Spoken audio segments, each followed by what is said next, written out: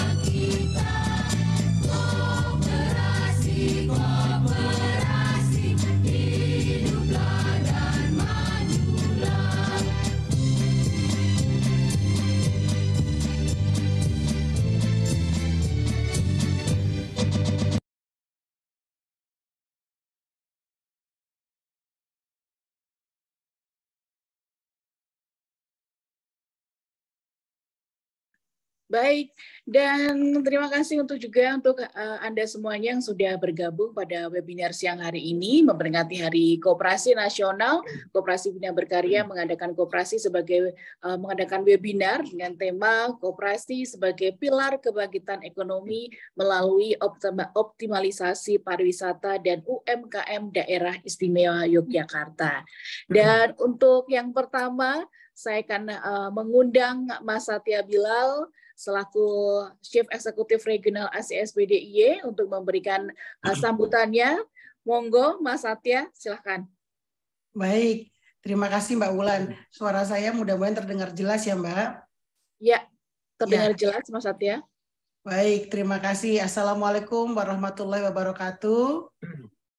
Selamat siang, salam sehat sejahtera untuk kita semua.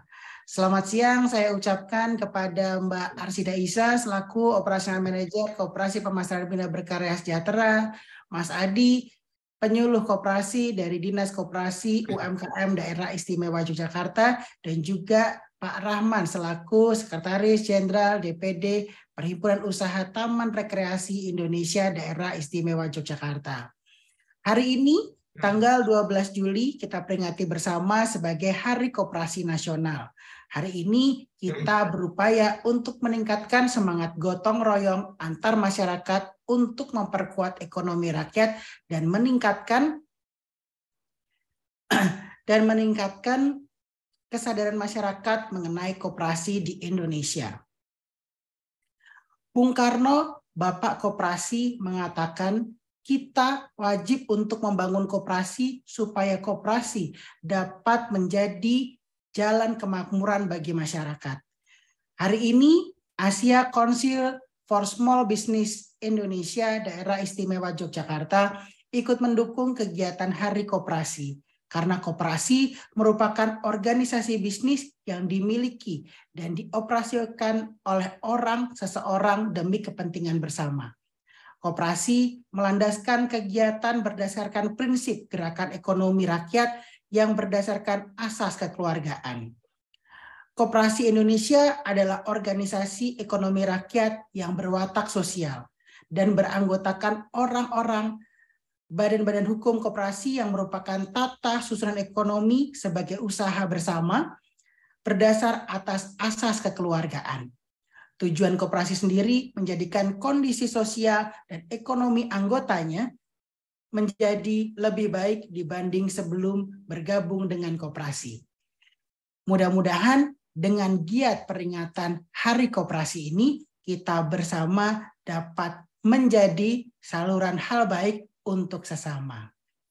Terakhir, dari kami yang ada di ACSB Daerah Istimewa Yogyakarta ingin mengucapkan selamat untuk Koperasi Pemasaran Bina Berkarya Sejahtera juga yang bisa menjadi bagian dari koperasi yang ada di Daerah Istimewa Yogyakarta untuk bisa menjadi jalan manfaat baik untuk masyarakat di sekitar. Mari bersama kita memperingati Hari Koperasi, membangun koperasi berbasis kearifan lokal menuju ekonomi gotong royong yang mandiri, modern, dan berdigital. Terima kasih. Wassalamualaikum warahmatullahi wabarakatuh. Waalaikumsalam warahmatullahi wabarakatuh. Terima kasih Mas Satya untuk sambutannya, luar biasa sekali. Dan semoga harapannya memang Indonesia dengan adanya koperasi ini lebih maju lagi. UMKM lebih maju dan pariwisata lebih maju lagi ya Mas Satya. Betul, setuju Mbak Wulan. Mudah-mudahan sinergisitas antara koperasi, pemerintah, dan juga mitra kerja di industri pariwisata beserta ekonomi kreatif bersama pelaku UMKM ini bisa menjadi jalan manfaat baik untuk masyarakat terutama di daerah istimewa Yogyakarta. Amin.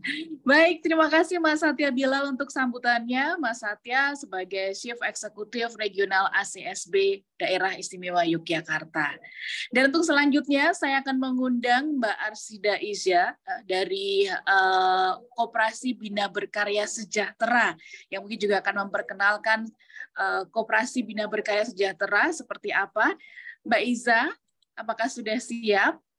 Selamat siang, Mbak Wulan. Mohon maaf ini bila nanti ada noise, saya sedang membersamai teman-teman UKM dan pariwisata. Mungkin kalau ada suara-suara misalnya bunyi mesin-mesin, ya mohon maaf ya Mbak. Saya usahakan semoga suaranya lancar ini hari ini. Baik. Ya. Baik, silahkan Mbak Iza. Ya. Assalamualaikum warahmatullahi wabarakatuh. Selamat siang. Selamat siang Mas Satya Bilal, Chief Regional ACSB DIY. Selamat siang Pak Rahman, Sekjen DPD Putri DIY. Selamat siang Mas Adi, penyuluh koperasi, Dinas Koperasi dan UMKM DIY. Terima kasih juga Mbak Ulan selaku Ketua Koperasi Pemasaran Bina Berkarya Sejahtera sekaligus MC pada hari ini atas waktu dan kesempatannya. Izinkan saya memperkenalkan diri, saya Iza yang ditunjuk oleh para pendiri dan pengurus menjadi Operational Manager Koperasi Pemasaran Bina Berkarya Sejahtera. Awalnya Bina Berkarya ini terbentuk dari sebuah gerakan non-profit saat pandemi, kurang lebih di sekitar tahun 2020, yang bertujuan membantu pemulihan ekonomi, utamanya di daerah istimewa Yogyakarta. Sebagai provinsi yang syarat dengan pariwisata budaya, industri yang paling terdampak saat itu adalah pariwisata dan UMKM. Kemudian Bina Berkarya bersama Gusti Kanjeng Ratu Bendoro sebagai Ketua Badan Promosi Pariwisata Daerah DIY dan Ketua DPD Putri DIY menggelar gerakan wisata sehat agar semakin banyak terbuka peluang untuk destinasi pariwisata untuk kembali pulih. Demikian juga untuk bidang UMKM di daerah istimewa Yogyakarta. Beriring sejalannya waktu, Bina Berkarya memiliki beragam program, antara lain program Bina Desa yang menjadi produk unggulan, serta menjadi produk yang akhirnya menjadi motor penggerak dalam meningkatkan kualitas pariwisata dan kualitas UMKM di daerah istimewa Yogyakarta. Antara lain program dari Bina Desa adalah Safari Pariwisata yang kami selenggarakan di Kulon Progo tahun 2022 dan kemudian diselenggarakan lagi tahun ini di 2023 dengan memberikan impact positif bagi perkembangan promosi pariwisata di Kulon Progo. Ada juga program Butejo. Butejo ini bukan Butejo yang suka nyinyir di sebelah ya Mbak. Butejo ini adalah bantuan singkatan dari program bantuan untuk toilet ekowisata Jogja yang sudah dilaksanakan di Desa Wisata Kebon Agung Bantul. Harapannya program-program demikian akan terus berlanjut di kemudian hari, dan karena harapannya dengan adanya transformasi dari Bina Berkarya menjadi dalam wadah koperasi pemasaran Bina Berkarya Sejahtera ini, peran Bina Berkarya menjadi lebih luas untuk pemberdayaan masyarakat dan wilayah. Hal ini diharapkan dapat membantu tidak hanya dalam pengembangan desa dan destinasi wisata, namun juga sumber daya manusia melalui peningkatan kapasitas sumber daya manusia, kinerja pelaku UMKM dan pelaku pariwisata mulai dari tingkat desa, kabupaten kota, hingga jenjang yang lebih luas. Upaya optimalisasi peran koperasi pemasaran Bina Berkarya Sejahtera membuat platform berupa situs pemasaran umkmistimewa.com dan kegiatan pasar istimewa yang secara offline, demikian sehingga dapat mempertemukan penjual dan pembeli secara rutin berkala. Jadi kegiatan dari umkmistimewa.com dan pasar istimewa ini sudah ada online dan offline-nya gitu Pak. Selamat Hari Koperasi. Semoga dengan sinergisitas yang solid banyak manfaat yang didapat di Bina untuk berkarya. Terima kasih.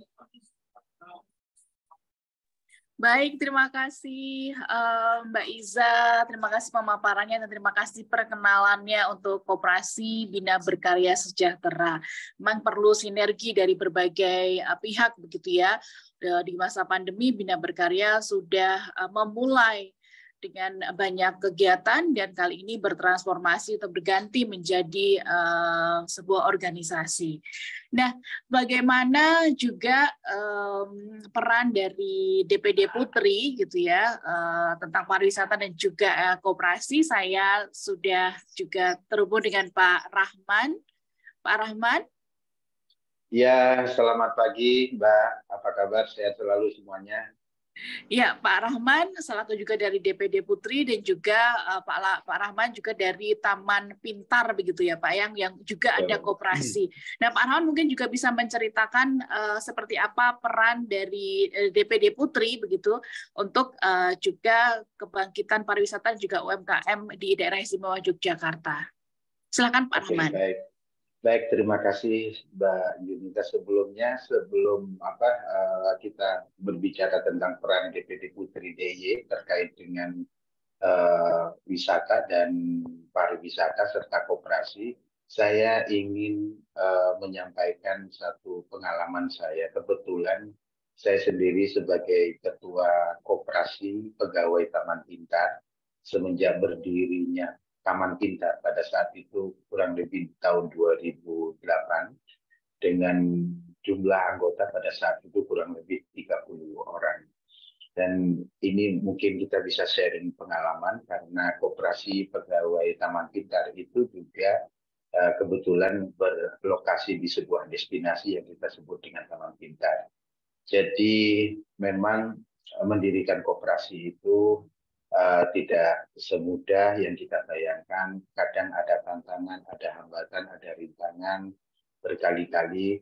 Karena sebenarnya koperasi yang dibutuhkan adalah kerjasama, kemudian di dalamnya ada unsur kebersamaannya, dan itu yang penting.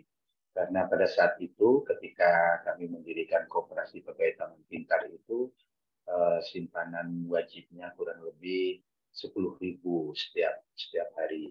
Nah sampai hari ini setiap tahun kita bisa membagikan SHU kurang lebih ya di atas 1 juta lah untuk masing-masing anggota kami.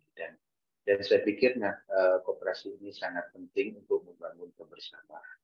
Nah ada 3 hal yang ingin kita sampaikan di dalam pertemuan pada pagi hari ini, Zoom meeting pada hari ini. Yang pertama adalah koperasi, kemudian yang kedua adalah pariwisata dan UMKM.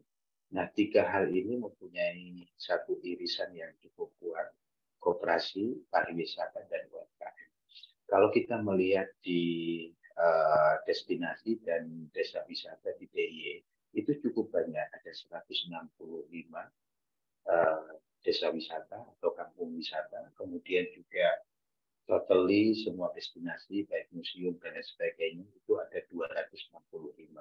Dan ini saya kira menarik sekali kalau kekuatan desa wisata dan destinasi itu dibangun dalam satu wadah yang kita sebut dengan koperasi. Jadi wisata bersama koperasi, kita berwisata namun bersama koperasi. Jadi saya lihat koperasi ini juga sebagai penopang atau sebagai pilar dari kebangkitan ekonomi. Karena apa? Karena koperasi itu sendiri selain yang dibangun adalah kebersamaan, sinergisitas, kemudian gotong royong, kemudian juga tentunya di dalam koperasi itu punya masing-masing kesadaran anggotanya itu mempunyai kesadaran yang kuat dan gigih. Karena kalau di dalam koperasi itu berbeda karena pengelolaannya adalah kebersamaan. Jadi pengambilan keputusan, pengambilan kebijakan itu kita sebut dengan kolektif kolegial. Jadi kita tidak bisa mengambil keputusan secara sepihak. Jadi musyawarah tertinggi itu ada di tangan anggota atau anggota koperasi. Dan ini yang paling penting. Jadi saat kita mengambil keputusan atau kebijakan di dalam koperasi, itu tentunya kita tidak melepaskan diri yang kita sebut dengan kolektif kolegial itu. Nah tentunya ini sangat penting. Sekali lagi sinergitas, kebersamaan, kemudian kerja tim di dalam sebuah wadah koperasi ini sangat dikedepankan. Kemudian kalau kita melihat data desa wisata, kampung wisata atau destinasi ini, saya pikir untuk mensinergikan atau mengkoneksikan koperasi sebagai wadah sebagai wadah bersama itu saya kira sangat penting. kalau berbicara koperasi kan kedepannya juga berbicara tentang kesejahteraan untuk anggotanya. Nah, kemudian selain dengan ada wadah koperasi untuk desa-desa wisata atau destinasi, itu juga sebagai sarana untuk membangun komunikasi antar desa wisata. Selama ini mungkin masih ada komunikasi yang kurang efektif itu antar desa wisata atau antar kampung wisata, antar satu dengan yang lainnya. Saya pikir dengan wadah wadah koperasi ini sangat penting sekali untuk membangun kerjasama antar desa wisata atau kampung wisata. Jadi saya mengusulkan sangat baik sekali di tengah-tengah kita mengalami sebuah krisis yang tidak menentu atau krisis mengalami ketidakpastian ini, kita bersama-sama sesuai dengan visi dan misi dari koperasi adalah membangun gotong royong. Jadi kalau untung ya kita nikmati bersama, kalau buntung ya kita tanggung bersama. Itulah adalah prinsip koperasi. Kemudian kedua, di dalam koperasi itu ada 3 filosofi. Yang pertama adalah care. Ya, jadi yang kedua adalah share, kemudian yang ketiga adalah fair. Jadi care itu kepedulian antar anggota, antar sesama anggota, bahwa kita sederajat dan sama di dalam keanggotaan koperasi. Semua punya hak yang sama, semua punya hak untuk mengeluarkan pendapat yang sama. Di situ ada demokratisasi di dalam pengambilan kebijakan, dan care ini juga memperhatikan kepedulian. Jadi ketika saya membangun koperasi, ketika ada salah satu kesepakatan bersama, jika ada dari keluarga, kemudian dari saudara, anggota dari koperasi, itu kita bisa memberikan istilahnya tali kasih kepada mereka. Kemudian yang kedua juga bisa memberikan bantuan pendidikan kepada anggota-anggota kita yang tidak mampu. Jadi sebenarnya koperasi ini tidak hanya membangun bisnis, tetapi ada aspek-aspek lain di sana yang di dalamnya ada unsur care, itu ada unsur kepedulian antar sesama anggota. Kemudian yang kedua adalah share. Share itu kita tahu bahwa kita tidak bisa menjalankan sebuah usaha dengan sendirian di zaman saat ini. Jadi ada kekuatan baru yang kita sebut dengan sharing economy. Jadi kita tidak bisa lagi menguasai kekuatan ekonomi dari hulu dan hilir.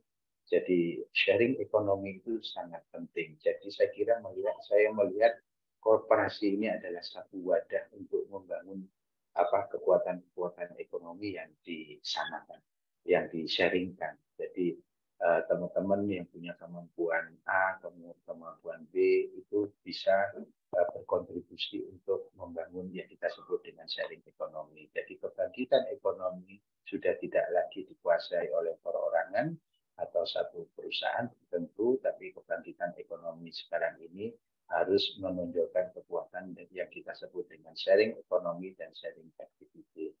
Kemudian yang ketiga adalah fair. Yang ketiga adalah fair.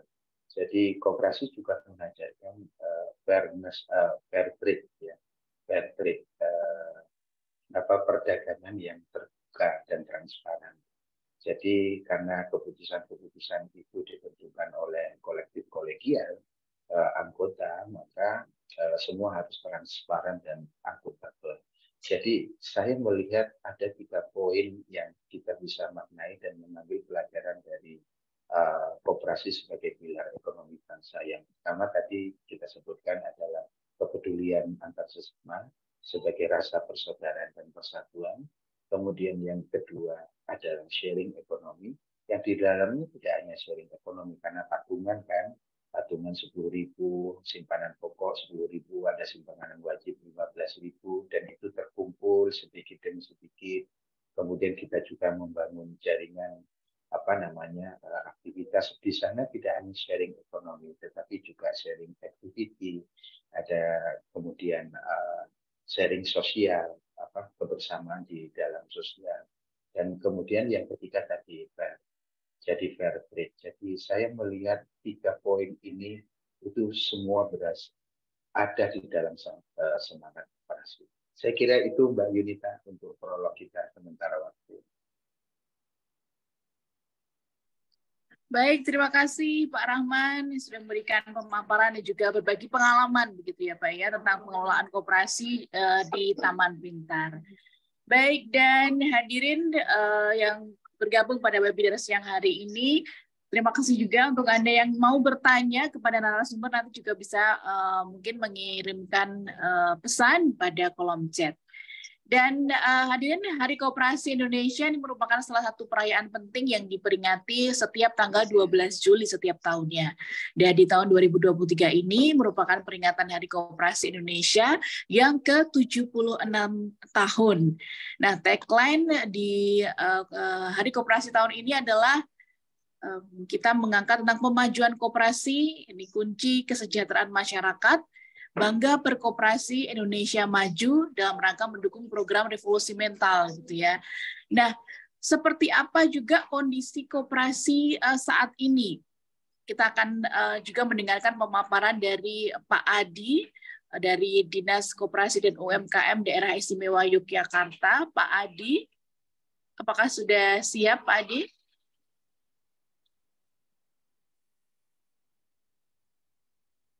Iya. Pak Adi akan berbagi slideshow ini ya Pak Adi ya. Monggo Pak Adi silahkan.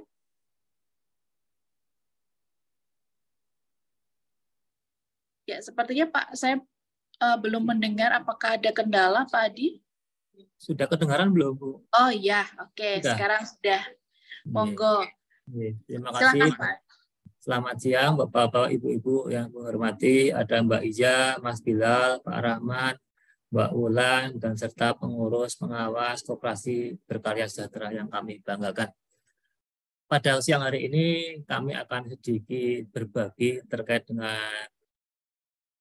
legalitas koperasi, nanti kondisi permasalahan koperasi di DIY, serta nanti terkait dengan koperasi modern.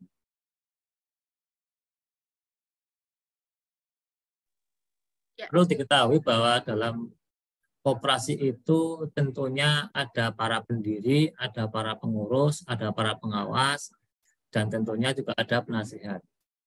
Beberapa komponen itu tentunya harus mempunyai visi, misi, dan angan-angan yang sama. Apabila dari sekian komponen itu mempunyai visi dan misi yang berbeda, kalau seorang ingin membangun rumah itu nanti rumahnya jadi, tetapi tidak akan berdiri kukuh. Maka perlu adanya visi, misi, dan angan-angan yang sama terhadap koperasi, baik itu anggota, pengurus, pengawas, serta penasihat. Di dalam koperasi yang baru berdiri seperti Bina Berkarya Sejahtera, itu tentunya ada beberapa hal yang harus dilengkapi secara legalitas. Legalitas itu sebagai pondasi sebelum koperasi itu melakukan kegiatan operasional. Apabila dalam kegiatan koperasi itu pondasinya tidak kokoh, tentu kalau berdiri terlalu tinggi nanti akan roboh juga, sehingga ada beberapa hal yang harus dilengkapi. Yang pertama ada anggaran rumah tangga. Koperasi harus membuat anggaran rumah tangga koperasi Bina Berkarya Sejahtera. Dibuat sesuai dengan kondisi koperasi masing-masing, sehingga segala bentuk kegiatan itu harus ada SOP-nya, ada persusnya, ada SOM-nya. Semuanya harus tertulis. Jangan sampai sesuatu hal terjadi pelanggaran atau mungkin ketidakaktifan anggota tapi tidak ada sanksinya. Maka semuanya perlu adanya tertulis. Baik sarana prasarana, apakah bentuknya sewa, apakah pinjam, apakah beli, semua harus tertulis. Selanjutnya, ada beberapa masalah yang sering muncul kami tangani di koperasi. Di 2023 ini sudah ada sekitar lebih dari 15 koperasi yang bermasalah muncul ketika koperasi baru berdiri. Yang pertama adalah alat kelengkapan organisasi belum sepenuhnya berfungsi dengan baik. Pengurus ada 3, ada pengawas, mungkin ada penasihat, tapi yang kerja bisa saja cuma 1-2 orang, sehingga mereka yang lain itu masih terlalu sibuk dengan kegiatannya masing-masing.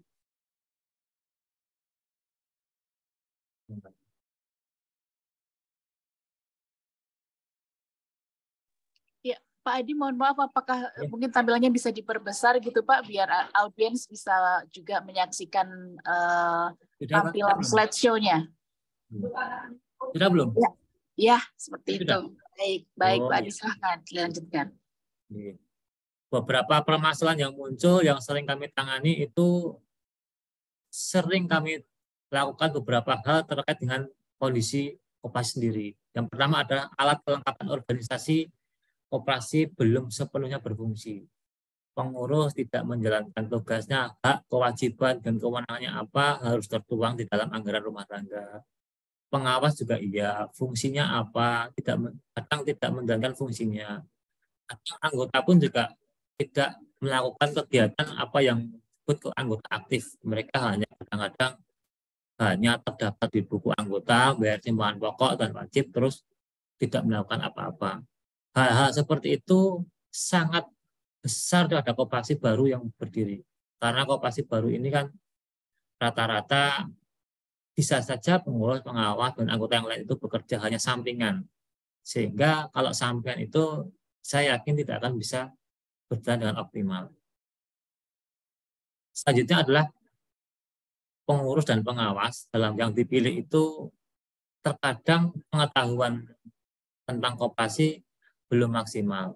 Sehingga perlu adanya kompetensi bagi pengurus, pengawas untuk melakukan uji kemampuan terhadap pengelolaan koperasi. Bisa uji kompetensi, bisa melakukan studi banding pada koperasi yang tipenya sama. Kalau ini koperasi koperasi pemasaran yang anggota UMKM, tentunya kalau melakukan studi banding ya yang setipe.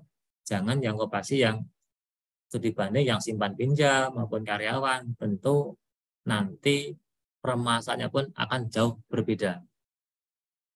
Selanjutnya, terkadang dalam koperasi itu ada hubungan yang kurang baik antara pengurus, pengawas, manajer maupun dengan anggota. Hal-hal seperti itu yang harus sering kita lakukan untuk dilakukan mediasi. Misalnya ada beberapa hal yang untuk mengurangi hubungan yang renggang itu bisa dilakukan rapat misalnya sebulan sekali, saling curhat, cerita, membahas terkait dengan perkoperasian, sehingga mengurangi adanya kesenjangan antara pengurus, pengawas maupun pengelola pada koperasi. Yang berikutnya adalah terkadang kelompok masyarakat itu ketika mendirikan koperasi itu jadi dulu tetapi belum punya jaringan. Jadi ketika koperasinya berdiri, dia bingung mau ngapain. Itu yang jadi banyak permasalahan. Seharusnya koperasi yang mau berdiri itu ketika koperasinya pemasaran maupun koperasi jasa sudah punya plan A, plan B, plan C ketika koperasi sudah berdiri. Hal itu nanti yang akan membantu Bapak, Ibu ketika nanti koperasi berdiri itu kan biasanya minus, belum punya penghasilan karena biayanya pengeluaran lebih tinggi. Ada biaya sarana prasarana, mungkin ada gaji karyawan, mungkin juga ada sewa tempat, mungkin atau mungkin beli ATK, sehingga pengeluarannya jelas hitungannya tapi pendapatannya belum ada. Maka sebaiknya ketika koperasi itu sudah berdiri seperti itu, mulai menyusun jaringan mata rantai. Kalau saya pulaan buku, nanti mau tak jual di mana, sudah ada tempatnya. Kalau kayak pulaan misalnya bahan untuk pertanian, nanti target pasarnya mau di mana, sudah ada jaringannya. Toko-toko yang kami pasarkan itu mana saja. Kalau misalnya saya ingin menggait UMKM yang ada di pariwisata, saya sudah punya MOU belum dengan daerah setempat atau kelompok wisata yang ada di wisatawan, tempat wisata. Harusnya hal-hal seperti itu sudah mulai diterapkan. Harapannya dengan adanya jaringan itu, ketika nanti koperasi sudah mulai ngegas untuk berjalan cepat, itu tidak terkendala lagi terkait dengan hal-hal yang harusnya sudah dilaksanakan sebelumnya. Nah, yang ini yang permasalahan yang sering muncul, terkadang ketika koperasi sudah berdiri itu, anggota itu hanya menyerahkan kepada pengurus dan pengawas saja. Mereka tidak mau ikut aktif. Nah, kalau misalnya koperasi pemasaran, ya anggota itu selain punya produk, menyerahkan ke koperasi juga ikut memasarkan. Kalau koperasinya konsumen, ya anggota itu beli kebutuhan sehari-hari di koperasi. Kalau misalnya koperasinya itu adalah simpan pinjam, ya anggota itu kalau nyimpan dan pinjam ya di koperasi, jangan di perbankan. Hal-hal seperti itu yang harus diberikan pendidikan pada anggota.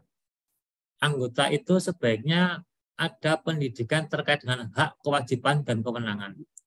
Ketika mereka sudah memahami hak, kewajiban, dan kewenangan, harapannya mereka sadar bahwa ternyata koperasi ini adalah miliknya anggota, bukan miliknya perorangan. Kami sebagai anggota juga sebagai pemilik dan pengguna. Jangan hanya sebagai pemilik saja, tapi tidak mau sebagai pengguna. Ini salah satu perangkat organisasi koperasi. Ada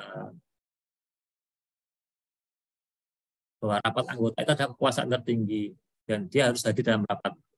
Rapat anggota itu bisa memberhentikan pengurus dan pengawas ketika pengurus dan pengawas sudah menyalahi aturan dalam koperasi. Maka perlu disadari bahwa rapat anggota itu menjadi kewenangan yang mutlak. Jadi dia itu ibaratnya tidak seperti di dalam perusahaan maupun PT, kekuasaan tertinggi ada pada pemilik saham. Kalau ini tidak ada di rapat anggota. Jadi pengurus dan pengawas itu alangkah baiknya bila diadakan pertemuan secara berkala. Pertemuan berkala itu harapannya nanti apabila nanti dalam pengurus maupun pengawas ada kesalahan, sudah ada kontrol sebelum berjalan terlalu jauh. Ini Bapak Ibu, sebaiknya di dalam koperasi itu selama ini kan kalau anggota yang sering pinjam atau sering berpartisipasi secara aktif di koperasi, itu kadang-kadang di akhir tahun ada rapat anggota tahunan. Nah, rapat anggota tahunan itu yang paling banyak itu biasanya ada door prize atau undian. Nah, hal-hal seperti itu yang harus kita kurangi. Door prize atau undian itu kan tidak memberikan reward, siapapun punya kesempatan yang sama. Yang tidak pernah berpartisipasi pun punya kesempatan untuk mendapatkan undian maupun door prize. Sebaiknya mulai dirubah, ada reward. Anggota yang paling aktif, paling bagus, itu ada penghargaan.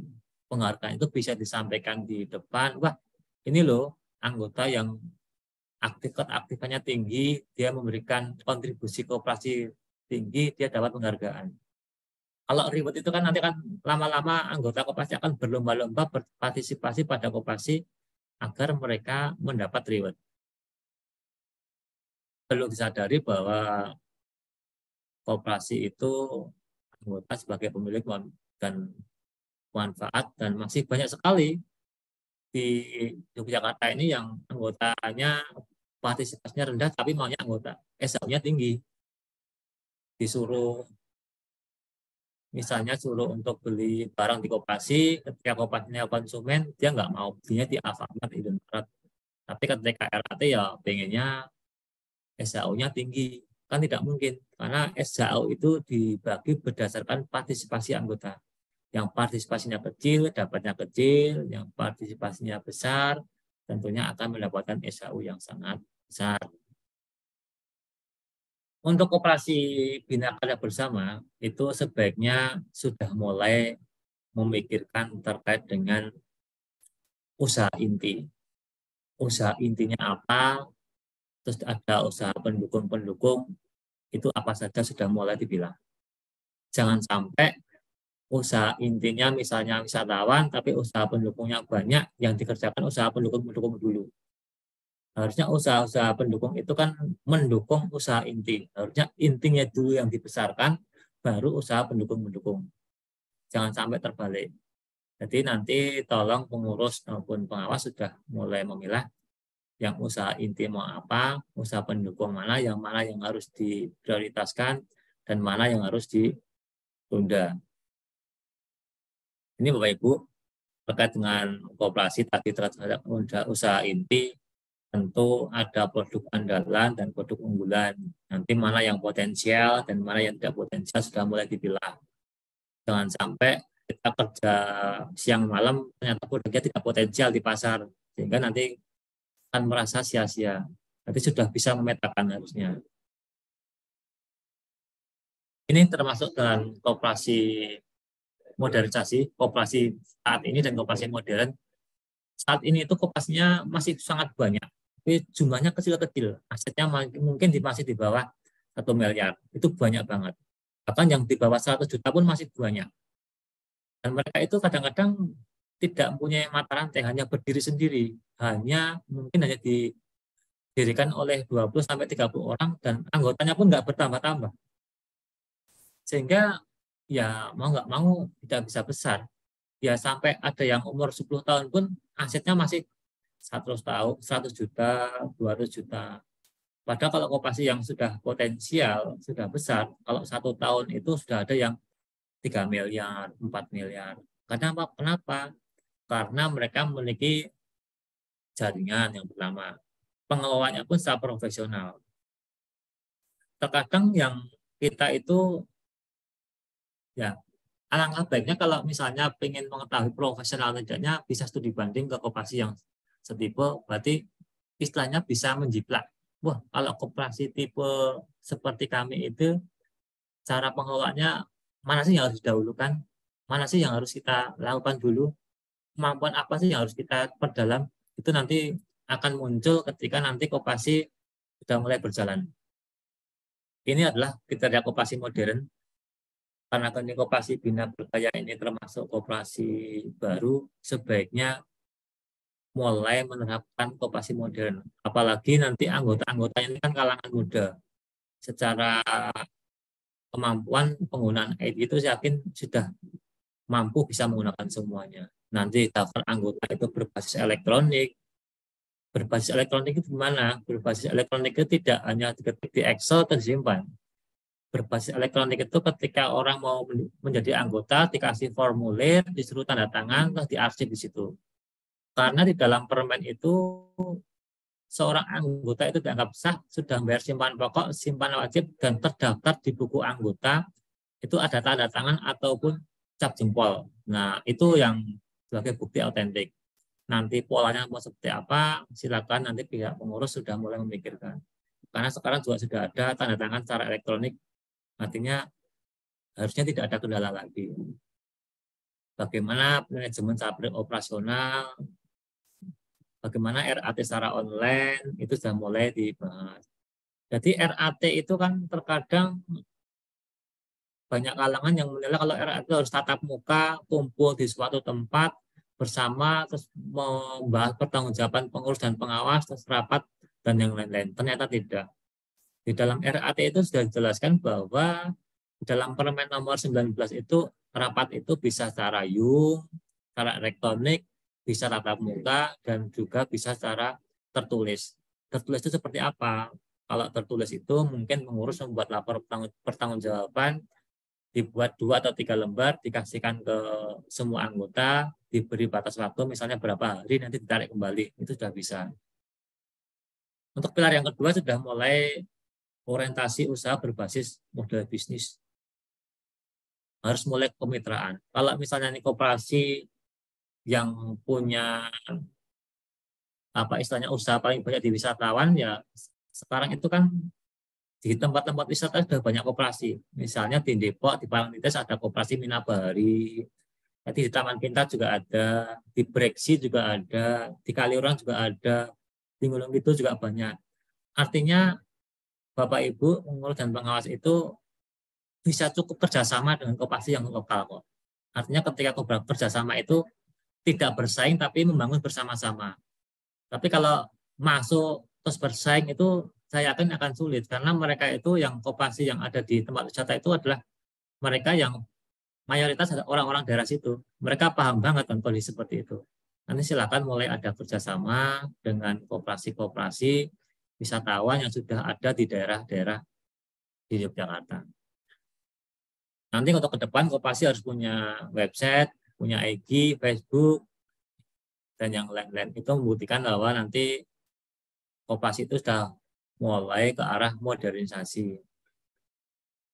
Untuk selanjutnya adalah untuk pembukuan juga harus mulai secara aplikasi, jangan manual lagi, karena sekarang kalau manual itu kalau bukunya hilang atau mungkin terbakar, apa kan nggak ada bukti. Monggo mulai dilakukan dengan standar akuntansi yang ada.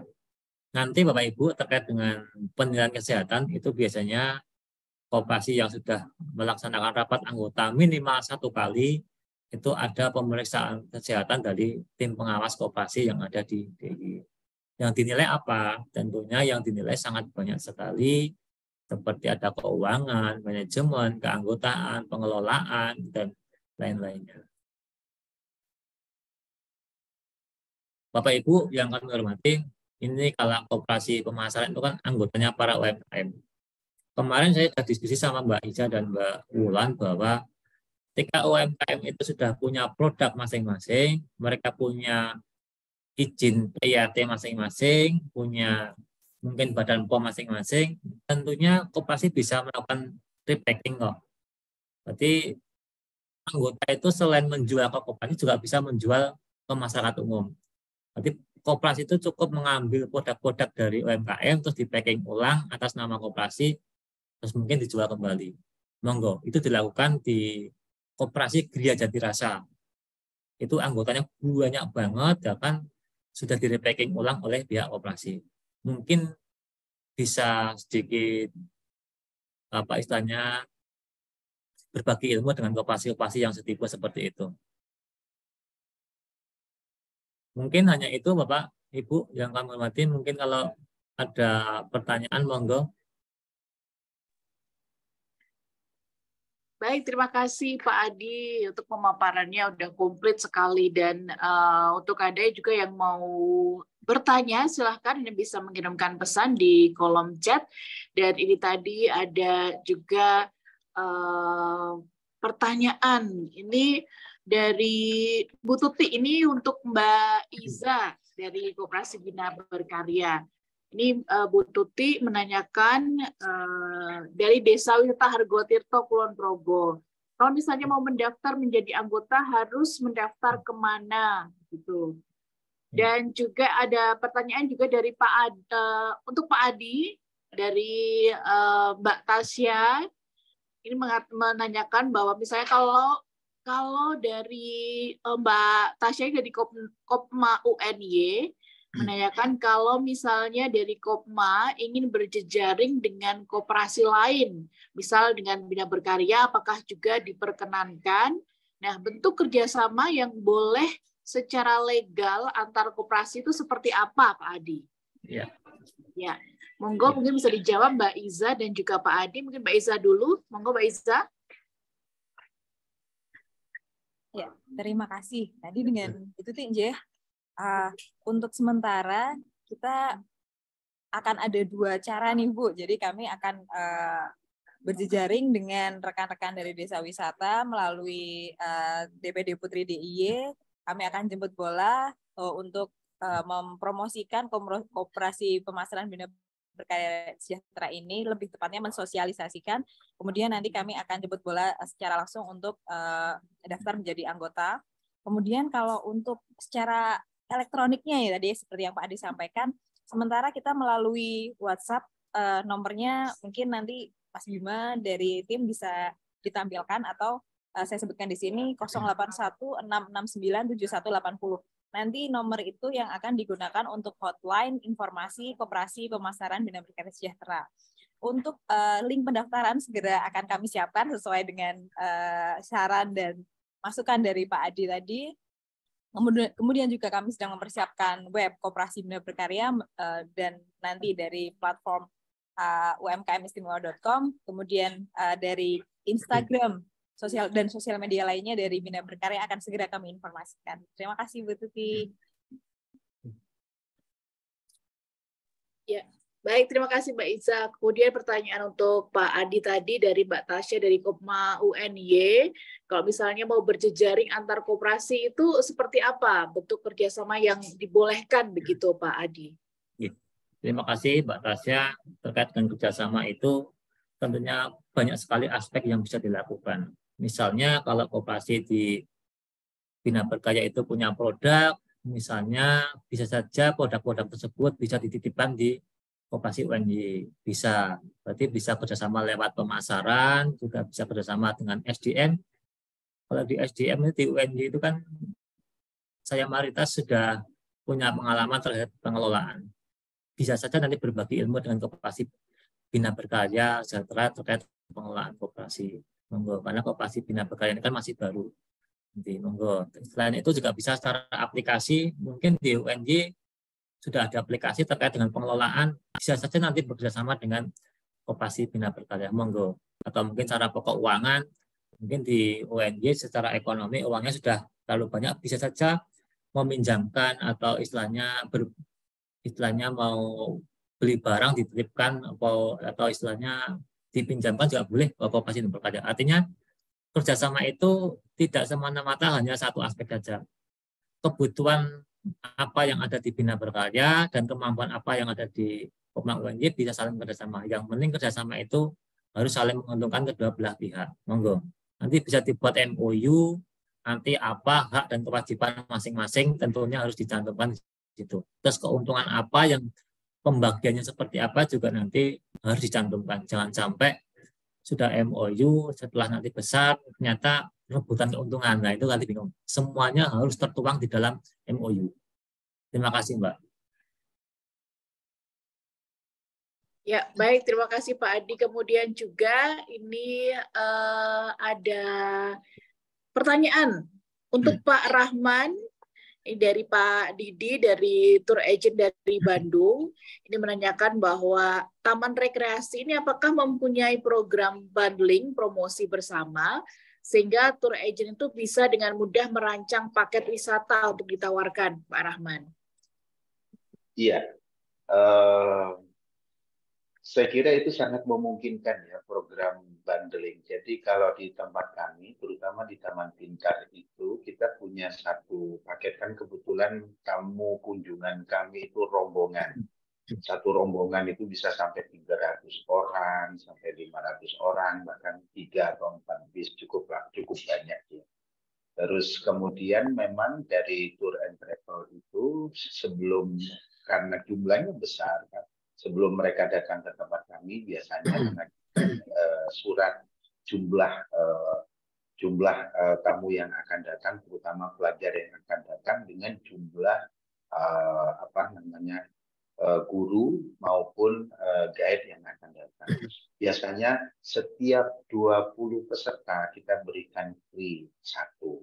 Kemudian kalau ada 100 orang ya kita berikan 4.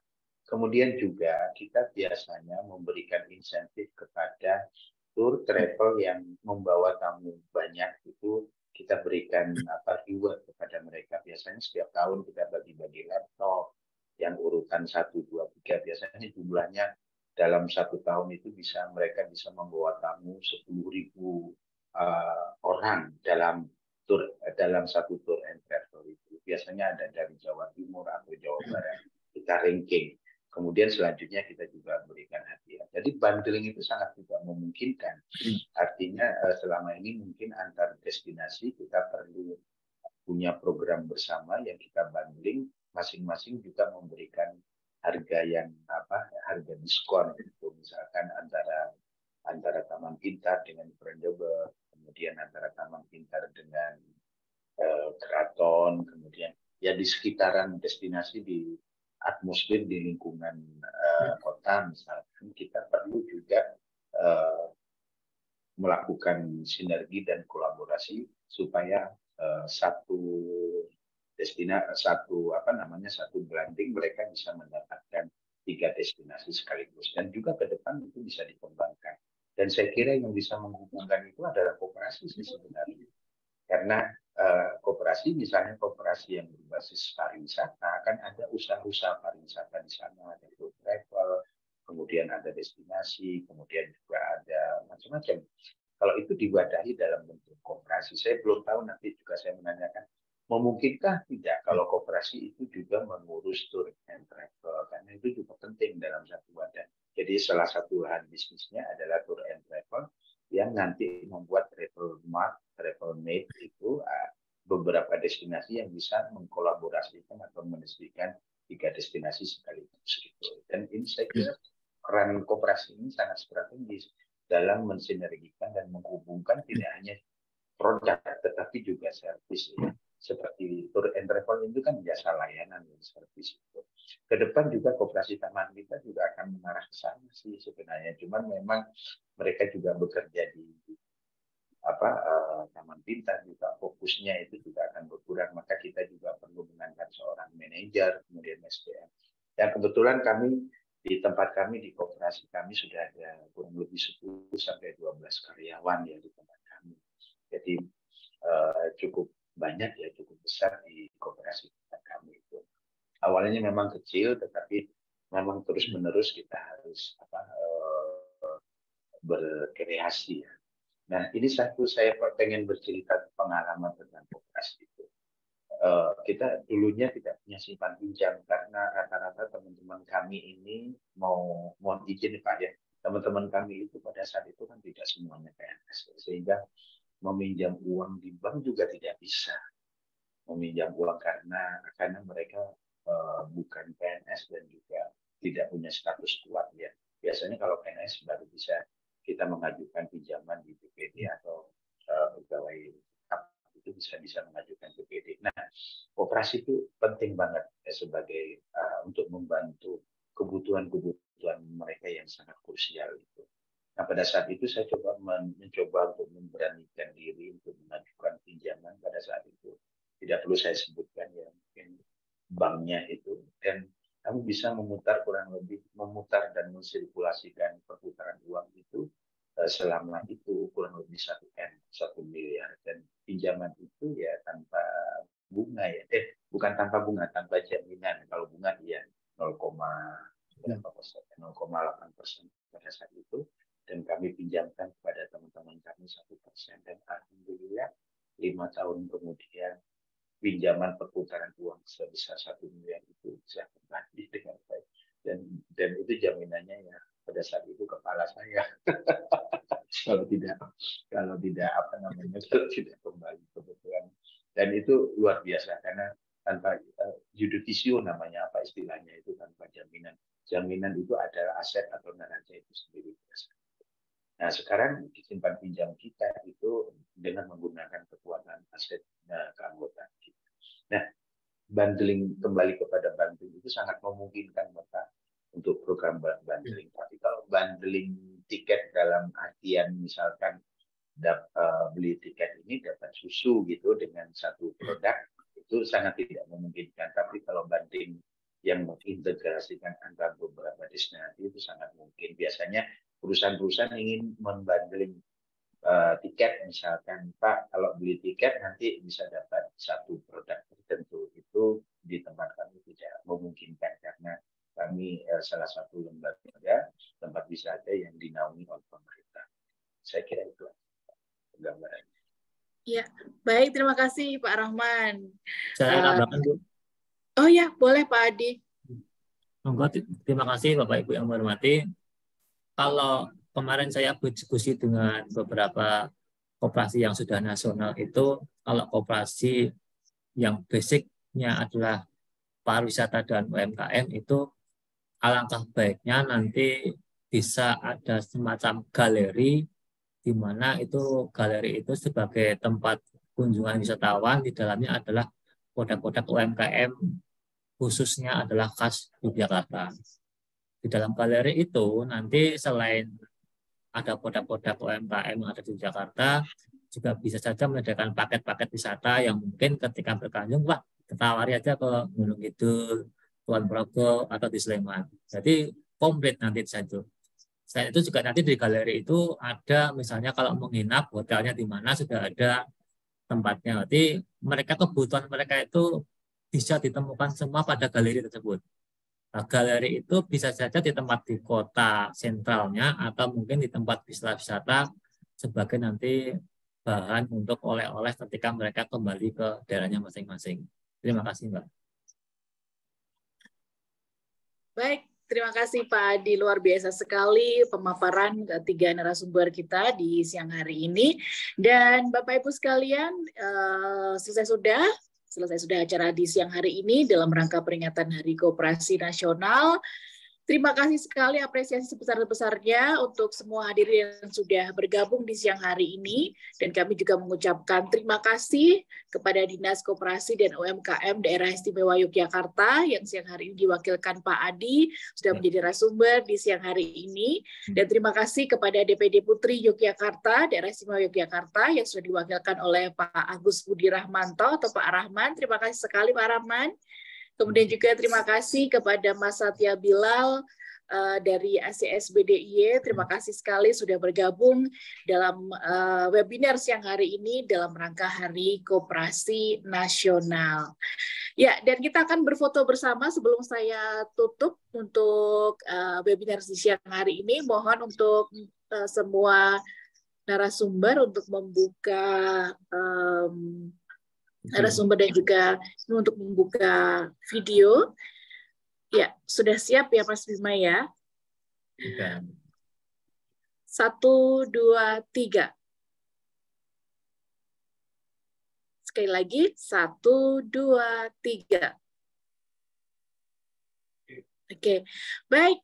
Terima kasih sekali untuk Pak Adi, Mbak Iza, dan juga Mas Satya, dan juga Pak Rahman untuk sudah bergabung di webinar siang hari ini dengan tema koperasi sebagai pilar kebangkitan ekonomi melalui optimalisasi pariwisata dan UMKM Daerah Istimewa Yogyakarta. Dan selamat memperingati Hari Koperasi ke-76 tahun 2023. Semoga koperasi Indonesia semakin maju dan terus menjadi penggerak pertumbuhan ekonomi yang nyata. Mari kita memajukan koperasi dalam mewujudkan kemandirian ekonomi rakyat. Saya Wulan Anita pamit undur diri. Selamat siang. Wassalamualaikum warahmatullahi wabarakatuh.